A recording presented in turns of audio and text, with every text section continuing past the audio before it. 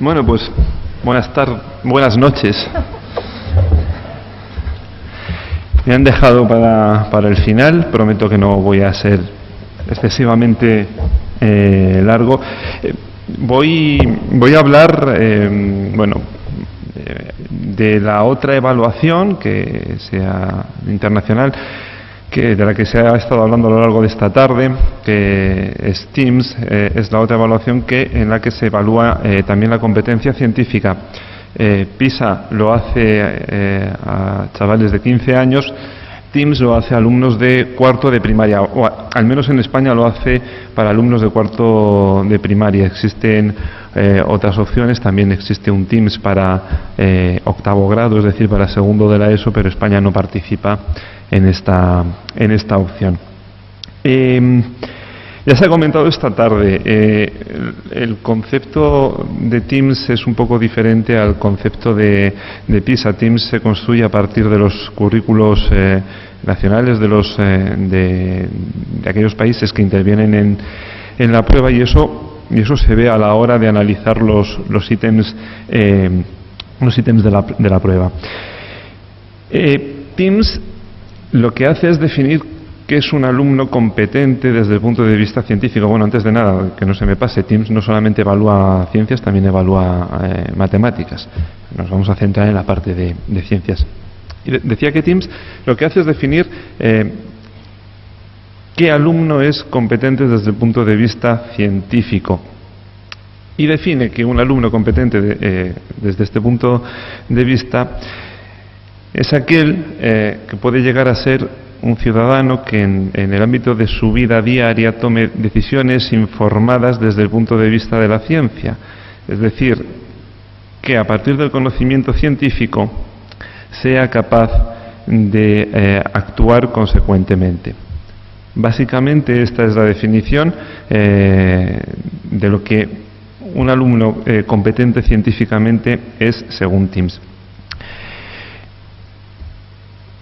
A la hora de definir el marco teórico de TIMSS nos vamos a basar básicamente en dos dimensiones. Una es el dominio, y esto os va a sonar muchísimo más a el currículo que conocemos.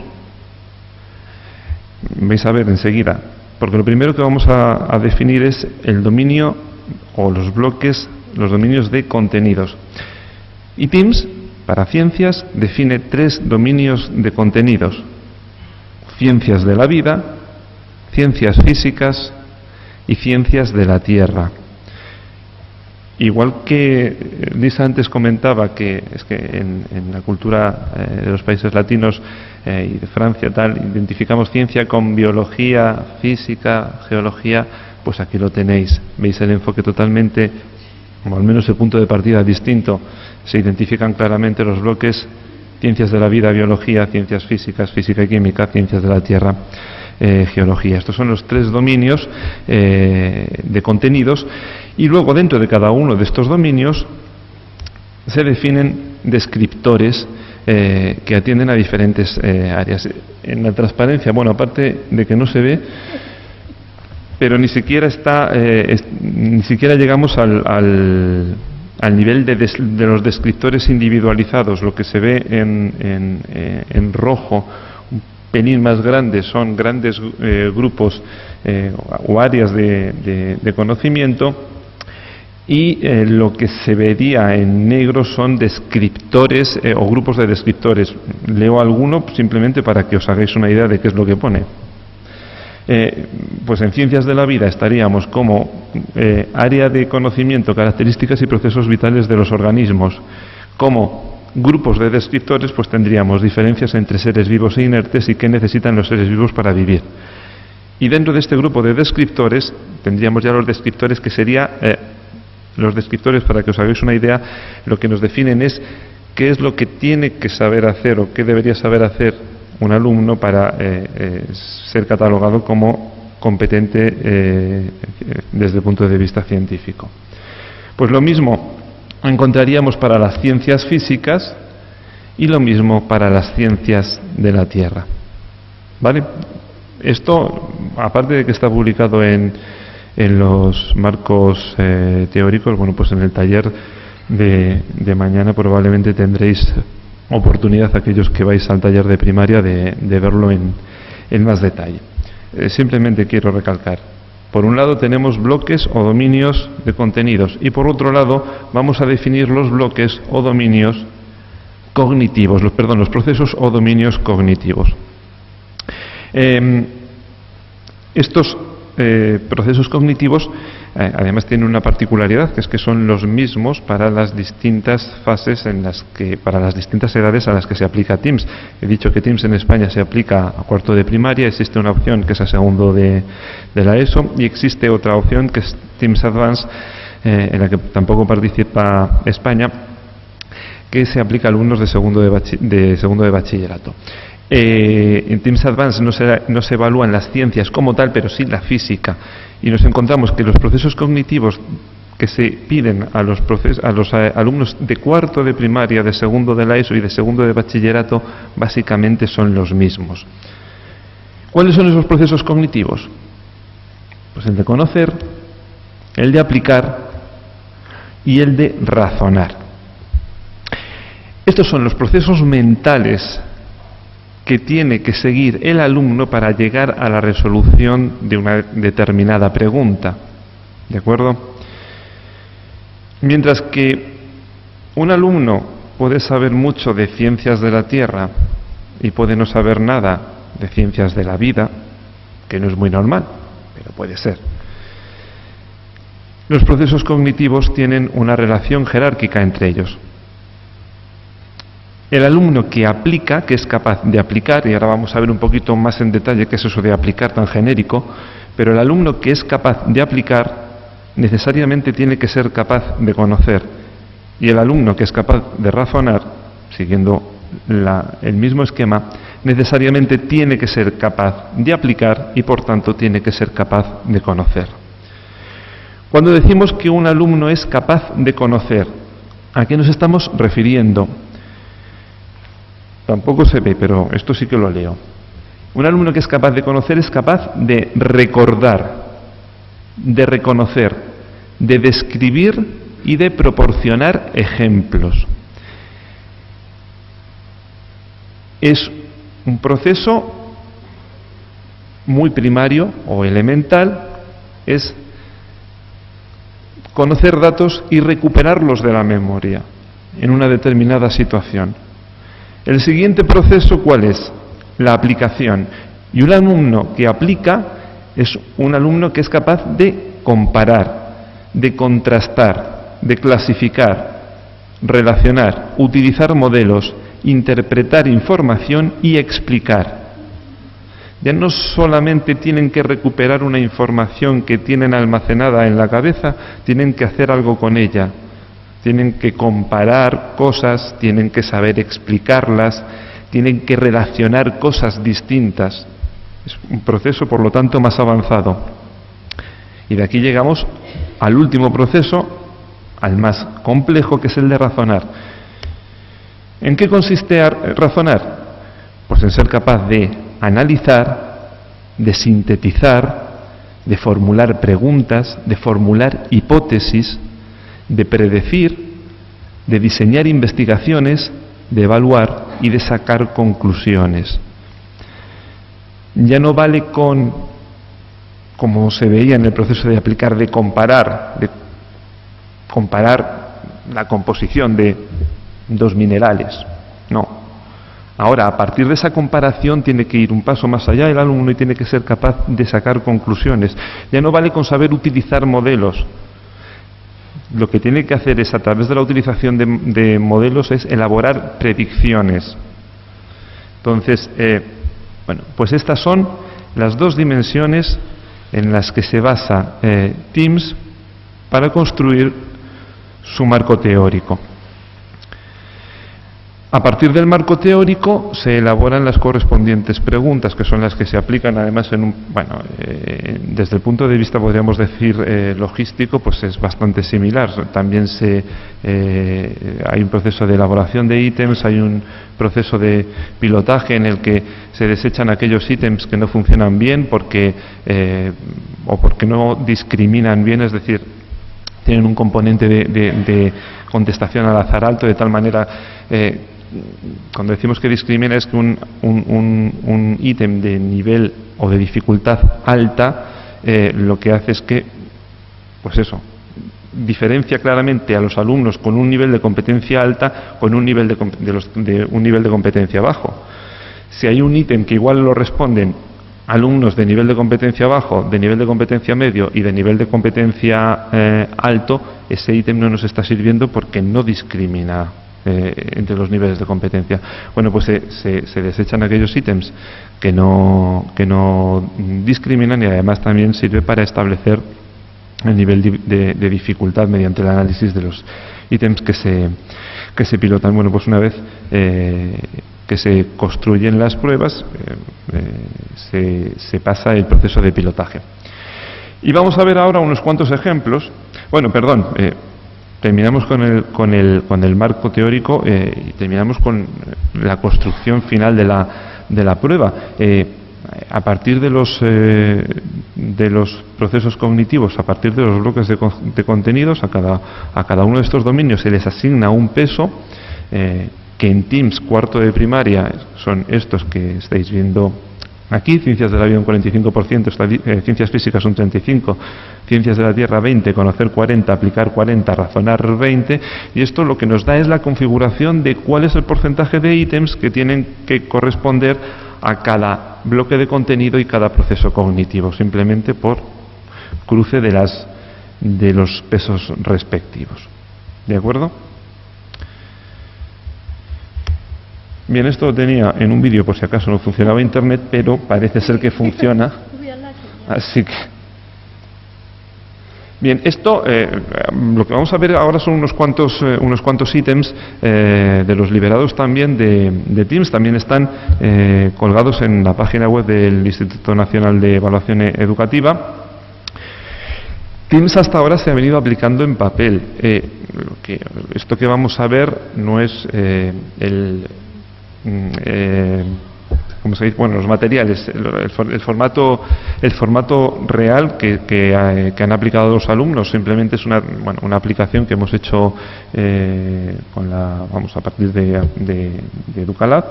Es una aplicación pues para que esté disponible para todos los docentes que quieran utilizarla, que quieran pues familiarizarse con este tipo de pruebas. Aquí lo que tenemos es una aplicación informática, repito, no es lo que se ha utilizado. En la página web tenemos tanto las preguntas de TIMSS Ciencias, de PIRLS, que es comprensión lectora también de la IA, y de TIMSS Matemáticas. Vamos a entrar en TIMSS Ciencias. Bien, y aquí tenemos una serie de ítems. Podéis ver que tenemos pues una buena batería de ítems de ciencias. No sé si se alcanza a distinguir. Cada ítem pues está con su identificador, el año en el que se hizo el piloto de este ítem, y aquí tenemos el bloque de contenidos y el proceso cognitivo que evalúan. Vamos a ver una diferencia. Vamos a entrar en este primer ítem que, por si no lo habéis visto, era de ciencias físicas y razonar, el proceso cognitivo más avanzado. Vemos una cosa aquí, el estímulo es sensiblemente menos llamativo y menos importante en lo que es la pregunta, pues que el estímulo que os ha puesto Liz de la casa de bajo consumo, o de otros estímulos que utiliza PISA, que sin ser interactivos y ser tan impactantes porque son interactivos, pero bueno, también aquí vemos que el estímulo es una tabla. Es una tabla, y esto nos puede recordar más a los problemas o a los ejercicios físicos típicos que utilizamos en los exámenes. Lo que dice: María diseñó un experimento usando sal y agua, y los resultados de su experimento se muestran en la tabla siguiente. Y podéis ver que hay 4 columnas, una de cantidad de sal disuelta, volumen de agua, temperatura de agua, y en la que se especifica que si se removió o no se removió la mezcla. Y lo que se pregunta es: ¿qué estaba estudiando María con su experimento? Hay 4 opciones, y el alumno en este ítem solamente tiene que contestar la opción que considera que es correcta.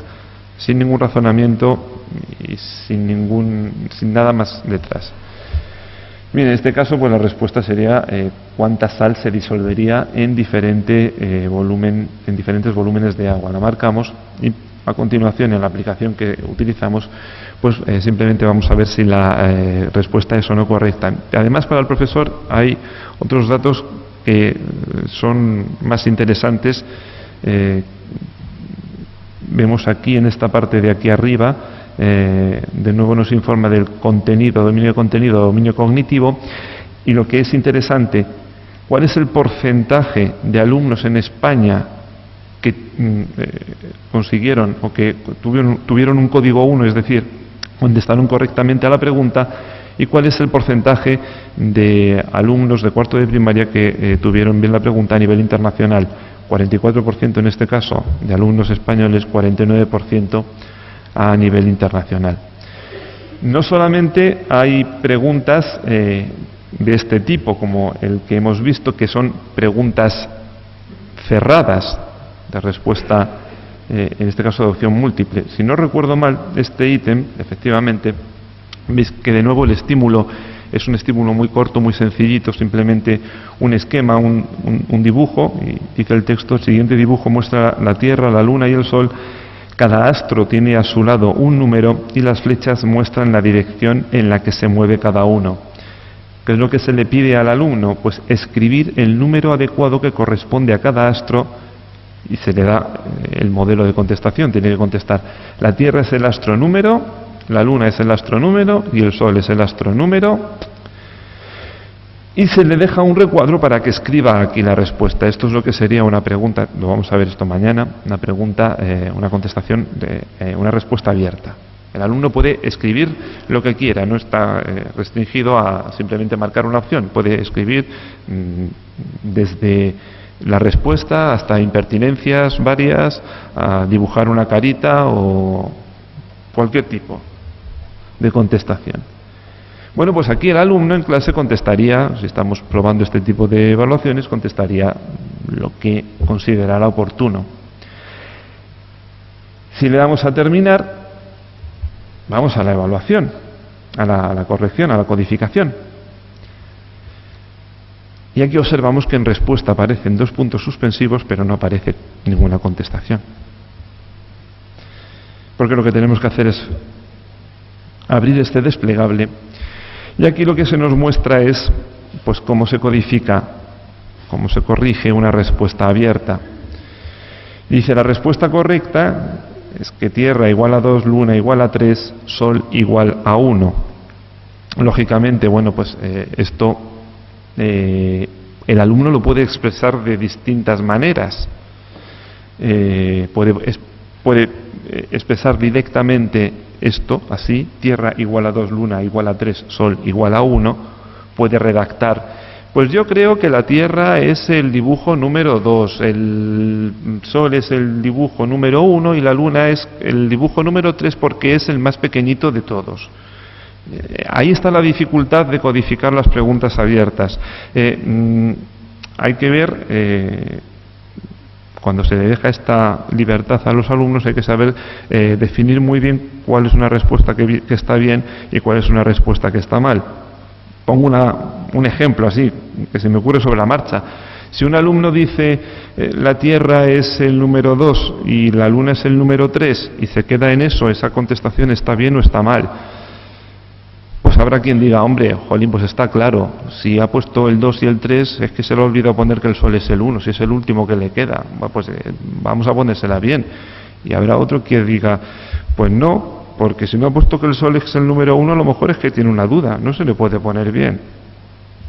La dificultad de la codificación de preguntas abiertas estriba en definir con exactitud qué se codifica como correcto y qué se codifica como incorrecto. No me extiendo más en esto porque mañana vamos a estar largo y tendido viendo esto. Se califican también respuestas, cuáles son las correctas, las respuestas incorrectas. Aquí se hace una salvedad, bueno, pues para luego estudios posteriores. Se diferencia, se considera como pero se diferencia la respuesta en la que se dice que solo es correcto el Sol o sea, se acierta con decir que el Sol es el número 1, del otro tipo de respuestas incorrectas. Y de nuevo, los porcentajes. Esta pregunta, a nivel nacional en España, respondieron correctamente el 59% de los alumnos, mientras que a nivel internacional la contestaron bien el 49% de los alumnos. Bien, pues como estas dos, tenemos todas estas que veis aquí. Como estamos llegando ya a la hora de cierre de la sesión, me voy a parar aquí. Simplemente quería, ya dejando aparte el tema de la exposición, haceros unos avisos para mañana. Habéis visto que según salimos de aquí, en el tablón de enfrente, están colgados los listados de los diferentes grupos para los talleres de mañana, y me dicen que también están puestas las aulas a las que tiene que ir cada grupo. Entonces, lo que vamos a hacer mañana, o lo que vais a hacer mañana es, en primer lugar, aunque ahora veáis en qué aula estáis y en qué grupo estáis, no os olvidéis de pasaros por aquí porque tenéis que firmar la asistencia, y después de firmar os tenéis que distribuir por por vuestras respectivas aulas. Para que os hagáis una idea, para llegar a las aulas tenemos que ir a donde hemos estado tomando el café, y por ahí subir unas escaleras, y por ahí ya están indicadas el resto de aulas. Os pido muchísima puntualidad. Vamos a empezar a las 9:00. Tenemos muchísima tarea, vamos a tener mucho trabajo que hacer. Yo creo que os va a resultar interesante, pero es importante que empecemos todos al mismo tiempo, porque esto va a ser como los procesos cognitivos que hemos estado viendo. O sea, si no se hace el proceso 1, no se puede llegar al 2, ¿de acuerdo? Entonces os pido mucha puntualidad y que descanséis. Y mañana no hay nada mejor para un sábado que estar aquí a las 9.